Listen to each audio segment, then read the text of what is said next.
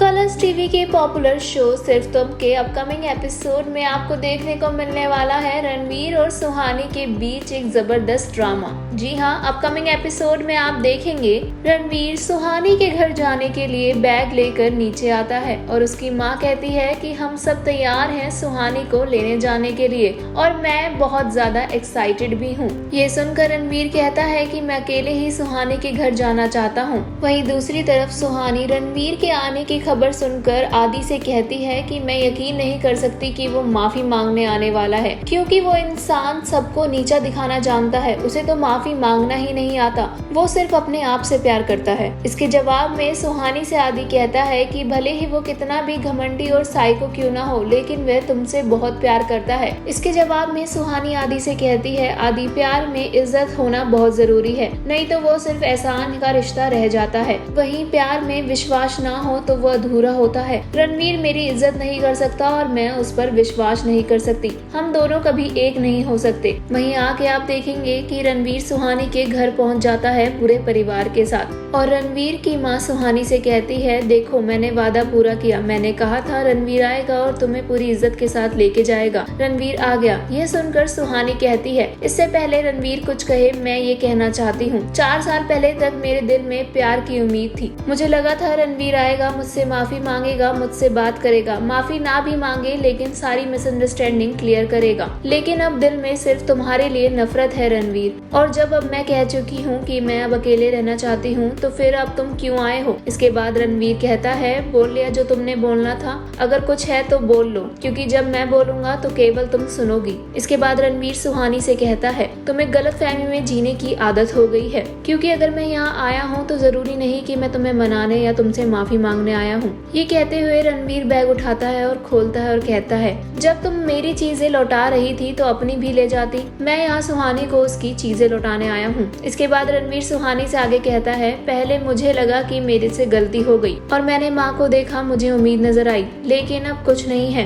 क्योंकि तुम तो मेरी सुहानी नहीं हो, तुम कोई और हो। मैं जिस सुहानी को जानता था वो झूठ नहीं बोलती थी और तुम तो अब अच्छे से झूठ बोल लेती हो। तुम कहती हो कि तुम अकेले रहना चाहती हो और पूरे दिन तुम आदित्य के साथ होती हो, और मैं इससे नाराज नहीं हूँ, क्योंकि तुम्हें पूरा हक है ये चुनने का कि तुम किसके साथ जिंदगी बिताना चाहती हो। ये कहता देख रणवीर की माँ रणवीर को रोकती है और रणवीर कहता है, नहीं माँ, इसको जो कहना था इसने कह लिया और अब मैं कहूँगा, क्योंकि मैं अपनी माँ को झूठी उम्मीद में नहीं रखना चाहता, क्योंकि जिस दिन मेरी माँ को ये पता चलेगा कि तुम अपनी बाकी की जिंदगी आदित्य के साथ बिताना चाहती हो, उस दिन वह बेचारी मर जाएगी। इसलिए आज ये बात मैं दोनों परिवार के बीच खत्म कर रहा हूँ और कसम खा के कहता हूँ कि आज के बाद हम दोनों के बीच कभी कोई रिश्ता नहीं रहेगा। आज के बाद मैं तुम्हारी शक्ल तक नहीं देखूंगा। रणवीर ये कहते हुए सुहानी को बताता है कि तुम अब मेरी इंटर्नशिप से भी आजाद हो और मैं गलती से भी तुम्हारी शक्ल ना देखूं, इसलिए मैंने हॉस्पिटल से भी रिजाइन कर दिया है। रणवीर की इस बात को सुन सभी हैरान रह जाते हैं।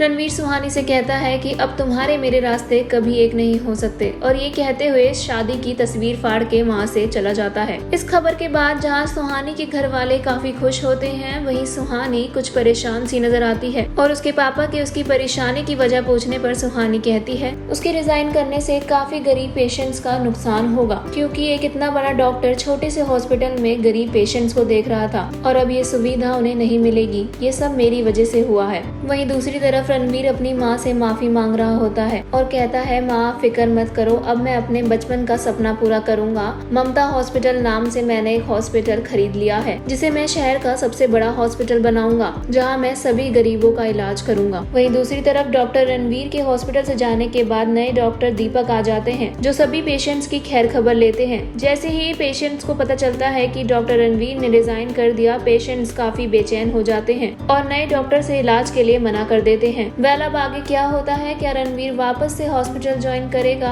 आगे जानने के लिए सब्सक्राइब करें हमारा चैनल बॉली टीवी।